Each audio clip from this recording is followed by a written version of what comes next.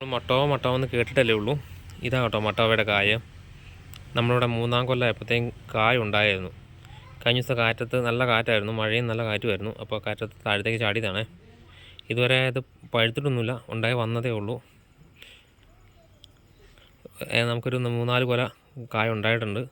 മരം അത്യാവശ്യം നല്ല വലിപ്പം വെച്ചു, കാരണം നമ്മളത് വെട്ടി ഒരുക്കിയില്ലായിരുന്നു. പിന്നെ തണൽ കിട്ടിക്കോട്ടെ എന്ന് വെച്ച് നമ്മൾ അങ്ങനെ അങ്ങ് വിട്ടു. ഇതാണ് മട്ടോവയുടെ കായും. ഇത് കൊലയായിട്ട് ഇങ്ങനെ കിടക്കുകയാണ്. ഇനി പഴുത്താൽ എന്താ അതിൻ്റെ രുചിയെന്ന് കണ്ടറിയണം. എന്തായാലും ഞാനൊരു പരീക്ഷണത്തിൽ വെച്ച് നോക്കിയാൽ മട്ടോവ ഉണ്ടാവുമെന്ന് അറിയാനായിട്ട്. മട്ടോവ നമ്മളിവിടെ ഉണ്ടായി. ഇനി കുറച്ച് മട്ടോവ വെച്ചോണം. പിള്ളേർക്ക് താല്പര്യമാണെങ്കിൽ നമ്മൾ ബാക്കിയുള്ള സ്ഥലത്ത് കുറച്ച് മട്ടോവയൊക്കെ വെക്കാൻ ഉദ്ദേശിക്കുന്നുണ്ട്. ഈ ലിച്ചി, ലോഗൺ ആ ടൈപ്പിൽപ്പെട്ട സാധനമാണെന്നാണ് പറഞ്ഞത് മട്ടോവ.